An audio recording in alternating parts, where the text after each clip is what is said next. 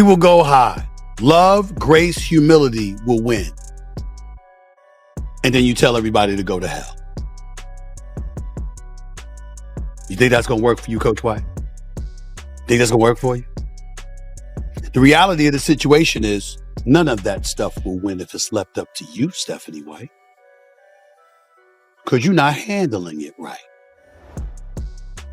You playing right into their hands. Right into their hands. When Stephen A. Smith stops analyzing the Indiana Fever and starts questioning Stephanie White's leadership directly. A heated controversy surrounding Sophie Cunningham, Dijonai Carington, and a disputed coaching decision has now put White under an uncomfortable spotlight, while Caitlin Clark and her teammates appear ready to defend her. But what exactly did Stephen A. see that made him challenge White so bluntly? And could this confrontation expose a much deeper problem inside Indiana? Safety is always a top priority for me. One of the things I pride myself on is my relationships with players. I thought the play got called right. Thankfully, Sophie's okay. Was it egregious? Absolutely. When you have a chance to watch that over and over and over on replay, you can see that. I didn't have that in real time. The hate, the fear-mongering, the divisiveness, the stuff that's trying to hijack our league will not win. It won't win.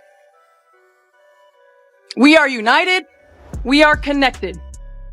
Stephen A. Smith just turned the Indiana Fever's latest controversy into something much bigger, because this time the question is not simply whether Stephanie White made a bad judgment. Embracing the reality of the tense situation that the WNBA, and especially you as the coach of the Indiana Fever, is involved in. There are folks in Indiana at a home game booing you. You ain't the road team, you the home team, you the home coach, and they booing you. And Sophie Cunningham and Caitlin Clark can speak up for you all they want to, as they did, and as they should have. Is whether the Fever coach has lost the confidence of the very people she is supposed to lead, and Stephen A. Smith is now demanding answers that are becoming increasingly difficult to avoid. White, I've been a defender, the coach of the Fever. Get her out of there.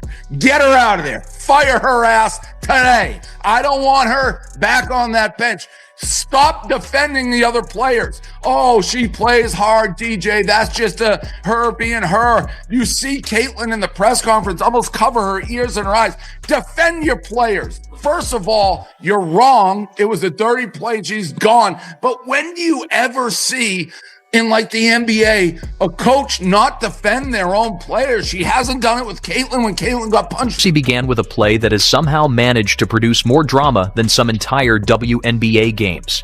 During the Indiana Fever's August 8th matchup against the Chicago Sky, Dijonai Carington was ejected after making contact with Sophie Cunningham around the head and neck area on a breakaway play. The officials assessed the foul as a flagrant 2, which meant Carrington was sent out of the game immediately. What happened when this young lady got ejected from a WNBA game the other day for a flagrant foul on Sophie Cunningham? Did y'all see that? She got ejected from the game for that flagrant foul right there. And I'll be damned if that wasn't a flagrant 2. She mugged her. Damn near came across like decapitating her, for crying out loud. That was definitely a hard foul. Make no mistake about it. Nobody can argue about it. You can say what you want. We know what we saw. No way around it. Dijonai Carington foul was clearly unnecessary. It was a flagrant foul penalty too. It was absolutely positive. On its own, that should have been the end of the basketball story. There was a hard foul, the officials reviewed it, a decision was made, and everybody could move on, except nobody moved on. Instead, the incident exploded into a much wider argument involving player safety, coaching, social media, race, politics, fan loyalty, and eventually the future of Stephanie White in Indiana. Suddenly, the Fever were not just dealing with what happened on the court, they were dealing with what their own coach said about it afterward. That explanation might sound reasonable, until you understand why so many people were unconvinced. Because cameras do not care about press conferences, personal relationships, or carefully chosen explanations. They simply record what happened, and the footage circulating online has given critics plenty of material to question Stephanie White's account of the incident involving Dijonai Carington and Sophie Cunningham. That has created an uncomfortable contradiction between what viewers believe they saw and what White said she saw. Online discussions have focused heavily on whether her explanation was consistent with the available footage, and that is precisely where Stephen A. Smith entered the conversation. Stephanie is stuck in is she knows Dijonai is a good person, but now she's coaching people who are likely taking money from the Heritage Foundation, has a large MAGA racist fan base, and they didn't like that she defended Dijonai. Take personally any suggestions that I don't 100% always have. Smith did not approach the issue as if it were merely a debate over whether a foul should have been upgraded from a common foul to a flagrant. Instead, he went after the larger leadership question, and that distinction is important because his criticism was directed at White's responsibility as the head coach of the Indiana Fever. His argument was essentially that if you are the head coach, watching the game is not an optional side quest. You are supposed to know what is happening on the floor, recognize when one of your players has taken a dangerous hit, and understand when a situation requires an immediate response. When one of your players is left on the floor after a violent collision, fans naturally expect the coach to react before somebody on social media has enough time to upload 3 camera angles, add dramatic music, creating another layer of scrutiny around the situation. That connection has fueled speculation from people who believe White's familiarity with Carrington may have influenced how she initially interpreted the play. However, that theory also needs to be treated carefully because knowing a player does not automatically mean a coach will defend everything that player does. The flagrant 2 every single damn time in the NBA and the WNBA. But you know things have devolved when you've got the Attorney General for the state of Florida saying that's why WNBA games ain't here because guess what? We are the prosecutor. Attorney General James Uthmeyer, the WNBA knows better than to play games down here in Florida because I'll be charging people with assault. I should probably clarify assault and battery. That is from the Attorney General of the... Spend years working with athletes, learning their personalities, understanding their tendencies, and developing relationships that can continue long after the player leaves the team. White supporters can reasonably argue that she was describing what she believed she had seen at game speed rather than deliberately protecting a former player. Her critics, however, are asking a different question, and it is one that is much harder to dismiss. Would White have reacted the same way if the situation involved someone she had never coached? That question has become one of the biggest reasons this controversy refuses to disappear, because once trust becomes part of the conversation, every explanation starts getting examined under a microscope. Then another moment changed the temperature completely. White addressed the growing criticism before the Fever faced the New York Liberty, and instead of delivering the carefully polished statement coaches usually give when controversy surrounds their team, White essentially told her critics to go to hell. There is something almost beautifully chaotic about talking about grace and humility before essentially informing your critics that they can take a long walk in the opposite direction.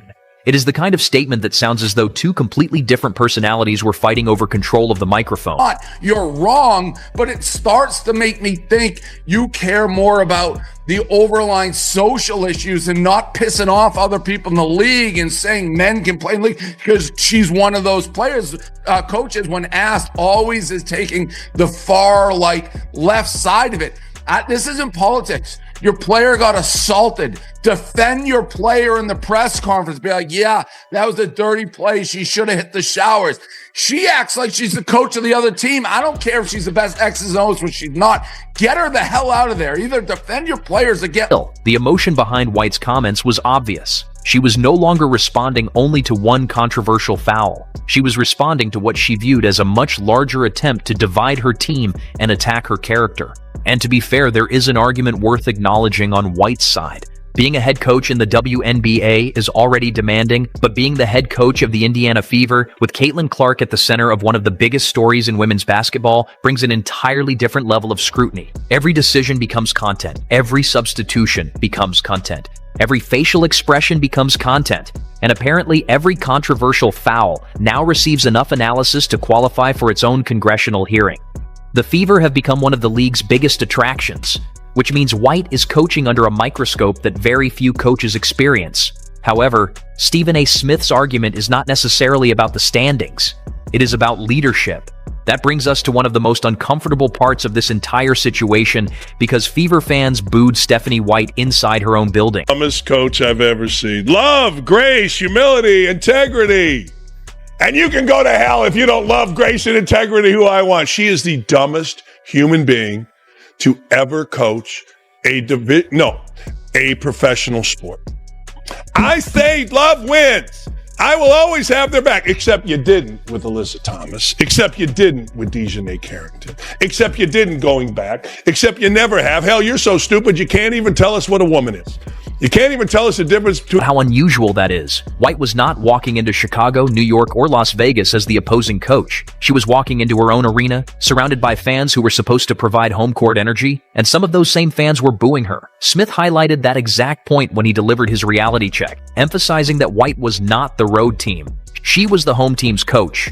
That is no longer ordinary criticism. That is a warning light. The situation became even more complicated because Caitlin Clark publicly defended White. Clark reportedly said the booing made her feel sick and made it clear that the players had their coaches back. She also indicated that the Fever were determined not to lose that game for White.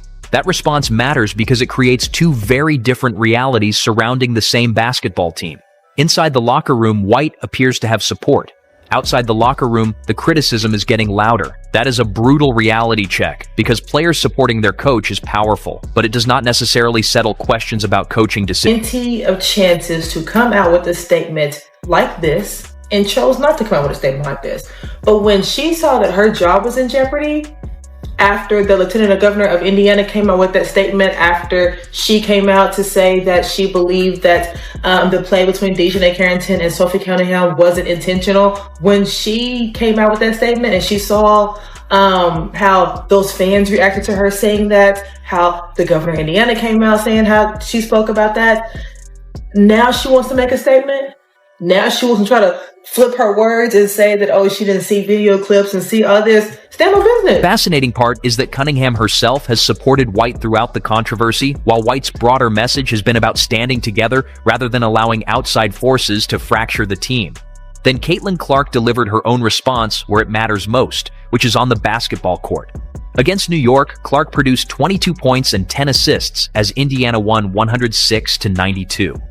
The Fever's victory also marked their 15th 100-point game of the season, adding another layer of irony to everything happening around the team.